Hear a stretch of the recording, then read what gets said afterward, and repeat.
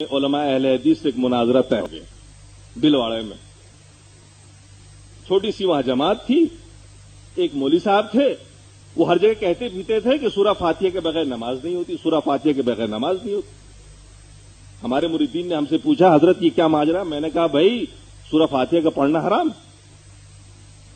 جو پڑھے گا اس کے منہ میں آگ ڈال دی جائے گی کل قیامت میں. ہم لوگوں نے تو یہی پڑھا تھا، یہی سنا تھا. آخرکار مریدین نے مجبور کیا، مناظرہ اسی پہ طے ہو گیا. بھئی ہم لوگوں کا دعویٰ تھا کہ دیوبندی آؤ وہاں بھی آؤ، مناظرے میں تو اس کو 1 منٹ میں ہرا دیں گے. اس سے پہلے بھی 2 مناظرے کر لیا تھا.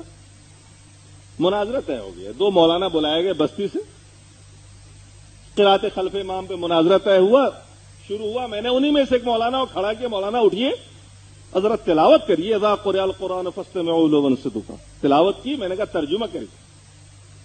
انہوں نے ترجمہ کیا کہ جب قرآن پڑھا جائے خاموشی سے سنو اور چپ رہو.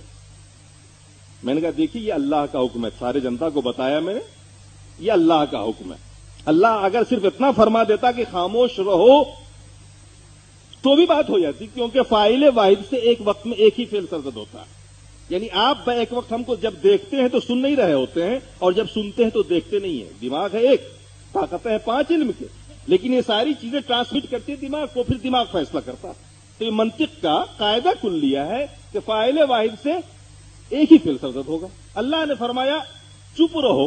اگر اتنا بھی اللہ فرما دیتا تو بھی سورہ فاتحہ کی فرضیت نہ صرف یہ کہ ساقط ہوتی بلکہ منع ہو جاتا. لیکن یہاں اللہ نے یہ بھی فرمایا ہے کہ خاموش بھی رہو، چپ بھی رہو. میں نے لوگوں سے کہا کہ دیکھو یہ علماء جن کو آپ لائے ہو مناظرہ کے لیے، جن کو ہم گستاخ رسول اب تک کہا کرتے تھے، اب یہ کہنا پڑے گا کہ یہ قرآن کو بھی نہیں مانتے. قرآن کی آیت میں اللہ نے حکم دیا ہے اور یہ کہہ رہے ہیں سورہ فاتحہ پیچھے پڑھو. ادھر آگے امام قرات کرے گا اور پیچھے سے کہیں گے کہ مقتدی سورہ فاتحہ پڑھے. اب بتاؤ کیسے سننا پایا جائے گا، کیسے چپ رہنا پایا جائے گا؟ لوگوں کی بات سمجھ میں آ گئی. لوگ آگے مولانا آپ بالکل ٹھیک کہہ رہے ہیں، حضرت آپ بالکل ٹھیک کہہ رہے ہیں، یہ سب غلط ہے. بات آئی گئی ہو گئی. ہمارے سامنے اس سے پہلے بہت حدیثیں آئی تھی اس ضمن کی، لیکن ہم سب کی تعویل کرتے تھے.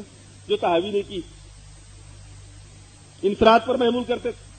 اتفاق کہیے کہ 15-20 روز کے بعد مسلم شریف پڑھاتے ہوئے ایک حدیث سامنے آئی، عبادہ ابن صامت رضی اللہ تعالیٰ عنہ سے مروی، جس میں آپ نے ارشاد آپ نماز پڑھ رہے تھے، اللہ کے رسول نماز پڑھا رہے تھے. سلام پھیرنے کے بعد اللہ کے رسول صلی اللہ علیہ وسلم نے پوچھا کہ تم میں کس نے قرات کی ہے میرے پیچھے؟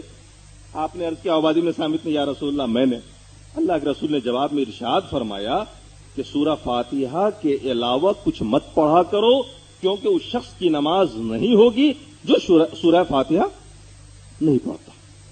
اب جب یہ حدیث میرے سامنے آئی تو میں چکر میں پڑ گیا. اب تک یہ حدیث نہیں آئی تھی، عملی تفسیر آئی آمنے سامنے آئی. اب میں سوچنے پہ مجبور ہو گیا کہ یا اللہ، قرآن کی یہ آیت اللہ کے رسول پہ نازل ہوئی، مطلب ہم نکال رہے ہیں. اگر اس کا وہی مطلب ہے جو ہم بیان کر رہے ہیں تو پھر اللہ کے رسول نے ایسا کیوں فرمایا؟ اب ہم پریشانی میں مبتلا ہو گئے. اب میں نے سوچا کہ تحقیق کرنی پڑے گی، اور میرے دماغ میں آیا کہ اب قرآن کی اس آیت کا پہلے مطلب دیکھا جائے کہ مفسروں کی نظر میں کیا ہے. ہم نے اس کے لیے اسپیشل خاموشی کے ساتھ جے پور کا سفر کیا. وہاں 11 تفسیریں اٹھا کے دیکھا. معلوم ہوا کہ یہ آیت مکی ہے اور نماز کی فرضیت سے پہلے ہی نازل ہوئی تھی. یہ والغوا فیہ کا جواب ہے.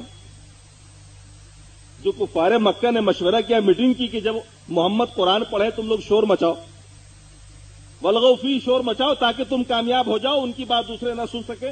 تو اس کے جواب میں یہ آیت نازل ہوئی کہ اذا قرئ القرآن، جب قرآن پڑھا جائے خاموشی سنو، چپ رہو، ہو سکتا ہے اللہ تمہارے اوپر رحم کر دے، تمہیں ہدایت دے دے. اب سمجھ میں آیا کہ اس آیت کو کہاں پہ فٹ کیا گیا. نازل تو کیا کہاں ہوئی، شان نزول کچھ اور ہے اور فٹ کہیں اور پہ کیا گیا. اب شرح صدر ہوا. میں نے سوچا کہ وہی اتنی بڑی بات میں تنہا سوچ رہا ہوں، چونکہ ہمارے علماء دیوبند اور علماء بریلی، عوام دیوبند عوام بریلی بھی دونوں بھائی بھائی اس معاملے میں، دونوں ہی مقلد ہیں، ہم دونوں ہی اندھے ہیں، دونوں ہی تقلید کر رہے ہیں کھل کے. تو مجھے اطمینان نہیں ہوا. میں نے کہا نہیں، تحقیق کرنی پڑے گی، میں جرات نہیں کر سکتا بولنے کی. چنانچہ جامعہ کے 2 بڑے عالم جو شیخ الحدیث تھے، ان کو بٹھا کے اکیلے میں نے اپنی یہ ساری پریشانی رکھی ان کے سامنے. گفتگو شروع ہوئی قرات خلف امام پہ. ان لوگوں نے بھرپور دفاع کیا ابو حنیفہ کی طرف سے. میں نے کہا مولانا یہ ساری وہ باتیں ہیں جو ہم ہدایہ میں پڑھاتے چلے آ رہے ہیں, یہ وہ تعویلیں ہیں جو ہم زندگی بھر کرتے چلے آ رہے ہیں. آپ کچھ ایسی بات لائیے جس سے ہمیں تسلی ہو, تشفی ہو جائے. لاسٹ میں مجبور ہو کر انہوں نے کہا کہ مولانا حق تو یہ ہے کہ اس مسئلے میں علماء اہل حدیثی حق پر ہیں. میں نے کہا اتنی بڑی بات آپ جانتے تھے اور چھپائے بیٹھے تھے اب تک. میں نے کہا حیرت ہے, کمال جرت ہے آپ کی. ارے لوگوں کی نمازیں نہیں ہو رہی ہیں اور آپ جانتے ہیں اور چپ بیٹھے ہیں.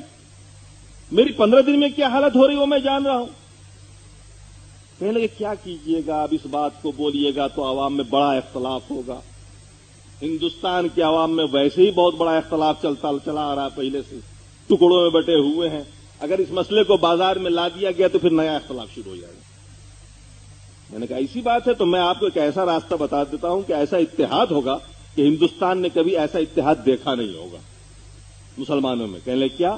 میں نے کہا لکھیے ایک فتویٰ, میں بھی سائن کرتا ہوں اور آپ بھی سائن کریے. آج کے بعد مسلمانوں پر سے نماز کی فرضیت ساقط. میں نے کہا لکھیے فتویٰ, آج کے بعد ہندوستانی مسلمانوں پر نماز کی فرضیت ساقط. آپ بھی سائن کریے, میں بھی سائن کرتا ہوں. دونوں نمائندہ ہیں دونوں گروپ کے. کہنے لگے مولانا آپ پاگل ہو گئے کیا؟ میں نے کہا میاں 90% مسلمان ہندوستان میں نماز نہیں پڑھتا, 10% لوگ پڑھتے ہیں بغیر سورہ فاتحہ کے, وہ بھی نہیں ہوتی ہے. تو بلا وجہ یہ فرضیت کا بوجھ کندھے پہ لیے کیوں پھرے آدمی؟